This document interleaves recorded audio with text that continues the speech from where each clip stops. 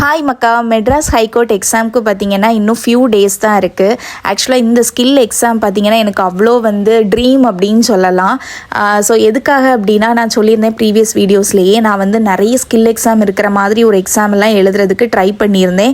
Last மினிட்ல ஏதாவது ஒரு ரீசன்னால் எனக்கு பார்த்தீங்கன்னா அந்த ஸ்கில் எக்ஸாமோடு இருக்கிற எக்ஸாம் கேன்சல் ஆகிரும். ஸோ ரொம்ப எனக்கு கஷ்டமாக இருக்கும், ஏன் எனக்கு இது இப்படி நடக்குது அப்படிங்கிற மாதிரி. எனக்கு ரொம்ப ஆசையாக இருக்கும், எனக்கு ஒரு ஸ்கில் எக்ஸாம் அட்டன் பண்ணி பார்க்கணும், நான் எப்படி பெர்ஃபார்ம் பண்ணுறேன்னு எனக்கே தெரிஞ்சுக்கணும் அப்படிங்கிற ஒரு ஆசை இருக்கும் பார்த்துக்கோங்க. ஆனால் அது ஒரு லாஸ்ட் மினிட்ல நான் நல்லா ப்ராக்டிஸ்லாம் பண்ணிகிட்டு இருப்பேன், எல்லாமே ப்ராப்பராக நடந்துட்டு இருக்கிற டைமில் பார்த்தீங்கன்னா அப்படி ஒரு விஷயமே இல்லாமல் ஆகிரும். ஸோ ரொம்ப எனக்கு அந்த டைம்லாம் டவுனாக இருந்திருக்கு, ஏன் இப்படி நடக்குது அப்படிங்கிற மாதிரி. ஏன்னா நான் அதுக்காக அவ்வளோ ப்ராக்டிஸ் பண்ணிட்டு இருந்திருப்பேன். லாஸ்ட் மினிட்ல பார்த்தீங்கன்னா ஒன்றுமே இல்லாமல் ஆகிரும், போக முடியாமல் ஆகிரும், ஏதாவது ஒரு சுச்சுவேஷன் வந்துடும். ஸோ அந்த மாதிரி இருந்துட்டு இருக்கிற டைமில் தான் இந்த Madras high court exam. So Madras high court exam first exam நான் எழுத போனப்போ கூட எனக்குள்ளால இருந்த தயக்கமே அதுதான். நான் எழுத போயிருந்தேன், நல்லா தான் பெர்ஃபார்ம் பண்ணியிருந்தேன், பட் ஸ்டில் எனக்குள்ளால ஒரு தயக்கம் இருந்துக்கிட்டே இருந்துச்சு. எனக்கு தான் எப்போவுமே அந்த ஸ்கில் எக்ஸாம் அப்படிங்கிற ஆப்பர்ச்சுனிட்டி கிடைக்காமே போயிருமே, ஸோ இதில் எப்படி எனக்கு கிடைக்கும் அப்படிங்கிற ஒரு டவுட்ஃபுல்லாகவே நான் இருந்துட்டு இருந்தேன். ஆனால் காட்ஸ் கிரேஸ் எனக்கு ஸ்கில் எக்ஸாமுக்கு நான் செலக்ட் ஆகி இருந்தேன். ஸோ அது அன்எக்ஸ்பெக்டட் அப்படின்னு தான் சொல்லலாம். ஏன்னா சீரியஸாகவே நான் எதிர்பார்த்தது என்னென்னா எனக்கு கிடைக்காது அப்படின்னு. ஏன்னா எல்லா வாட்டியும் எனக்கு ஸ்கில் எக்ஸாம் இருக்கிற எக்ஸாம் ஏதாவது ஒரு ரீசன்னால் தட்டி கழிகிறதுனால என் மைண்டில் அப்படியே அது ஃபிக்ஸ் ஆகி போச்சு. ஸோ அந்த மாதிரி தான் இதுவும் நடக்க போகுது அப்படின்னு நான் ஷுவராக என் மைண்டில் ஃபிக்ஸ் பண்ணி வச்சுருந்தேன். ஆனால் எதிர்பாராத விதமாக பார்த்தீங்கன்னா எனக்கு இது பாசிட்டிவாக அமைஞ்சுது. ஸ்கில் எக்ஸாமுக்கு நான் போகிற மாதிரி ஒரு ஆப்பர்ச்சுனிட்டி எனக்கு அமைஞ்சுது. என்னோட பைபிள் ரீடிங் ஜேர்னியை ஷேர் பண்ணுறதுக்கு முன்னாடி, அதாவது நான் பைபிள் ரீட் பண்ணுறதுக்கு முன்னாடி உள்ள வீடியோஸில் நீங்கள் பார்த்தீங்கன்னா தெரியும், மெட்ராஸ் ஹைகோர்ட் எக்ஸாம் பற்றி நான் வீடியோஸ் போட்டிருப்பேன். ஸோ அதில் நான் ஒரு வார்த்தை சொல்லியிருப்பேன், என்ன தான் நம்ம ஸ்கில் எக்ஸாமுக்கு வீட்டிலேருந்து ராத்திரியும் பகலுமா உழைச்சாலுமே அங்கே போய் நம்ம பெர்ஃபார்ம் பண்ணுற அந்த 7 மினிட்ஸாக இருக்கட்டும், 5 மினிட்ஸாக இருக்கட்டும், 45 மினிட்ஸாக இருக்கட்டும், அதுதான் ரொம்ப ரொம்ப முக்கியம். அங்கே நம்ம ஏதாவது சின்ன தப்பு பண்ணாலும் லைஃபே அவ்வளோதான். ஏன்னா நம்ம அந்த இடத்துல எப்படி பெர்ஃபார்ம் பண்ணுறோமோ அதை பொறுத்து தான் நமக்கு ரிசல்ட் இருக்கும். ஸோ அதை மீன் பண்ணி நான் சொல்லியிருந்தேன். அது எதை மீன் பண்ணி நான் சொல்லியிருந்தேன்னா, எனக்குள்ளே இருக்கிற பயத்தை தான் நான் வெளிப்படுத்தியிருந்தேன். அதாவது அந்த இடத்துல போய் நான் நல்லா பெர்ஃபார்ம் பண்ணாமல் ஆகிருமோ அந்த ஒரு பயத்தை தான் நான் அப்படி வெளிப்படுத்தியிருந்தேன். ஸோ ஆனால் இப்போ என்ன கேட்டிங்கன்னா, மெட்ராஸ் ஹைகோர்ட் எக்ஸாமுக்கு இன்னும் ஃபியூ டேஸ் தான் இருக்குது. இந்த ஃபியூ டேஸில் எனக்கு இப்போ எப்படி என் மைண்டில் இருக்குது அப்படிங்கிறத நான் உங்களுக்கு ஷேர் பண்ணட்டுமா? சங்கீதம் 37:5 வசனம், உன் வழியை கர்த்தருக்கு ஒப்புவித்து அவர் மேல் நம்பிக்கையாக இரு, அவரே காரியத்தை வாய்க்க பண்ணுவார். ஸோ இந்த வசனம் தான் இப்போ என்ன லீட் பண்ணிட்டு இருக்கு அப்படின்னு நான் நினைக்கிறேன் பார்த்துக்கோங்க. ஸோ இந்த வசனம் என்னை லீட் பண்ணுறதுனால என் மனசில் ஒரு சின்ன கலக்கம் கூட இல்லை, ஒரு சின்ன ஃபியர் இல்லை, சீரியஸாகவே எனக்கு ஃபியர் இல்லை. ரொம்ப பயந்து தான் அந்த டைம்லலாம் நான் பேசிகிட்டு இருந்தேன். மெட்ராஸ் ஹைகோர்ட் எக்ஸாம் நான் எப்படி பெர்ஃபார்ம் பண்ண போகிறனோ அப்படிங்கிற ஒரு கலக்கத்தில் தான் நான் பேசிகிட்டு இருந்தேன். ஏன்னா எனக்கு கிடைக்காதுன்னு நினச்ச ஒரு ஆப்பர்ச்சுனிட்டி எனக்கு கிடச்சிருக்கு. ஸோ நிறைய பயம் இருக்க தானே செய்யும், ஆஃப்கோர்ஸ்.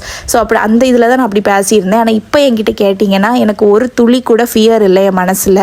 இந்த வசனம் தான் அதுக்கு முழுக்க முழுக்க காரணம். என்னோடய வழியை நான் அவர்கிட்ட ஒப்பு கொடுத்தாச்சு. ஸோ நான் இனிமேல் டவுட் பண்ணக்கூடாது அப்படிங்கிறதுல நான் வெரி ஷுவராக இருக்கேன்.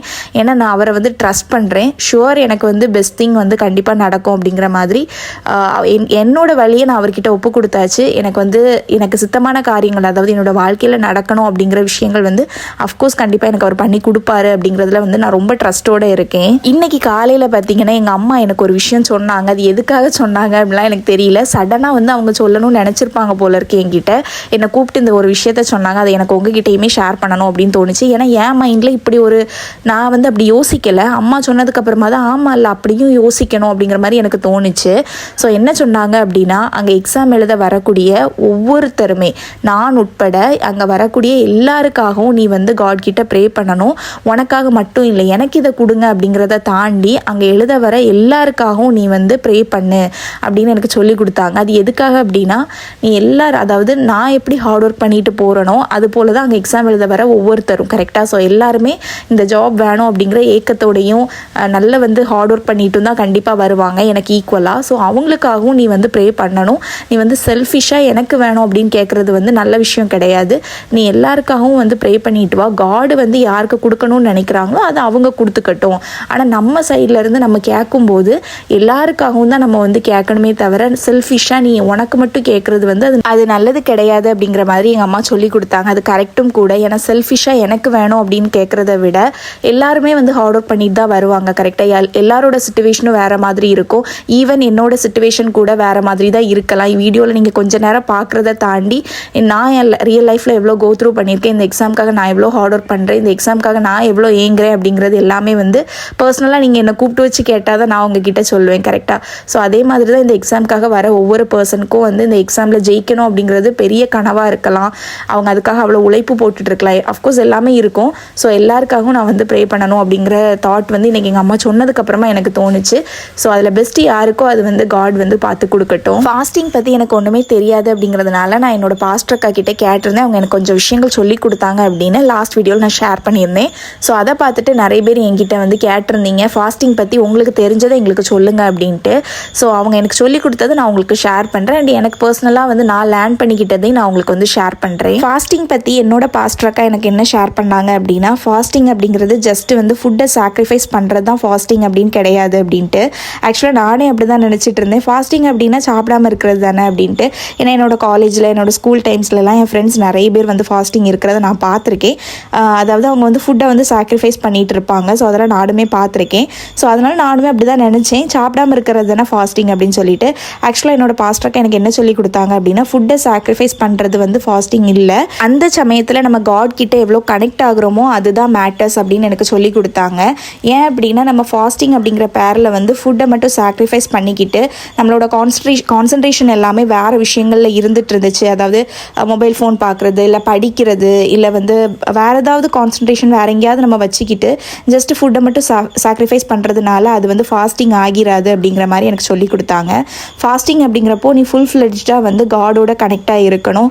ஃபுல் அண்ட் ஃபுல் நீ ஃபாஸ்டிங் இருக்கிற அந்த பீரியட் டைமில் வந்து நீ full and full Bible read பண்ணுறது, ஃபுல் அண்ட் ஃபுல் ப்ரேயரில் இருக்கிறது, ஃபுல் அண்ட் ஃபுல் காடோட சாங்ஸை கேட்குறது, காடை வந்து ப்ரைஸ் பண்ணுறது, இந்த மாதிரியே தான் நீ இருந்துட்டு இருக்கணும். அதுதான் வந்து ஃபாஸ்டிங் அப்படிங்கிற மாதிரி எனக்கு சொல்லி கொடுத்தாங்க. அண்ட் நானும் சில விஷயங்கள் லேர்ன் பண்ணிக்கிட்டேன் ஃபாஸ்டிங் பற்றி. அது என்ன அப்படின்னு பார்த்தீங்கன்னா, அதாவது காட் கிட்ட நம்ம கனெக்ட் ஆகுறதுக்கு நமக்கு நிறைய விஷயங்கள் வந்து டிஸ்ட்ராக்ஷனாக இருக்கும். கரெக்டாக? ஸோ லைக் இப்போ வந்து நிறைய பேர் வந்து ட்ராமாஸ் பார்ப்போம், ட்ராமாஸ் பார்ப்போம், சீரியல்ஸ் பார்ப்போம். அதாவது நிறைய டிஸ்ட்ராக்ஷன்ஸ், மொபைல் ஃபோன்ஸே நான் சொல்கிறேன், நமக்கு மொபைல் ஃபோன் தான் இருக்கிறதுலே பெரிய டிஸ்ட்ராக்ஷன். கரெக்டாக?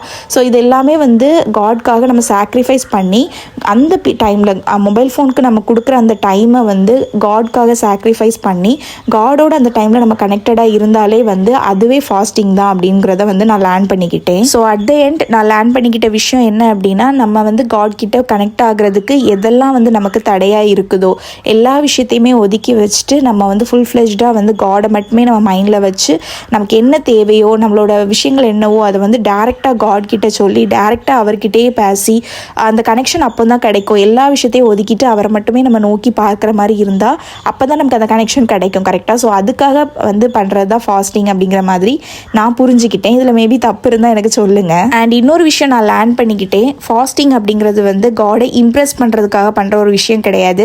நான் பாருங்கள், நான் உங்களுக்காக என்னெல்லாம் பண்ணுறேன் பாருங்கள், எனக்காக அதை தாங்க இதை தாங்க அப்படின்னு கேட்குறது வந்து ஃபாஸ்டிங் இல்லை அப்படிங்கிறத வந்து நான் லேர்ன் பண்ணிக்கிட்டேன். அதாவது காடை இம்ப்ரெஸ் பண்ணுறதுக்காக நம்ம பண்ணக்கூடாது. நம்ம வந்து ஃபுல் ஃப்ளெஜ்டாக ரியலாக வந்து காடை வந்து நம்ம காட் கூட நம்ம கனெக்ட் ஆகணும், ரியலாக அவரை வந்து ஃபீல் பண்ணணும், ரியலாக அவர் கூட பேசணும் அப்படிங்கிற ஒரு தாட்டோடு பண்ணுறது தான் வந்து ஃபாஸ்டிங் அப்படிங்கிறதையும் நான் புரிஞ்சுக்கிட்டேன். ஸோ இது எல்லாமே எனக்கு வந்து உங்ககிட்டையுமே ஷேர் பண்ணணும்னு தோணுச்சு. ஏன்னா நிறைய பேர் வந்து ஃபாஸ்டிங் பற்றி கேட்டிருந்தீங்க. எனக்கு தெரிஞ்சதை நான் உங்களுக்கு சொல்லியிருக்கேன்.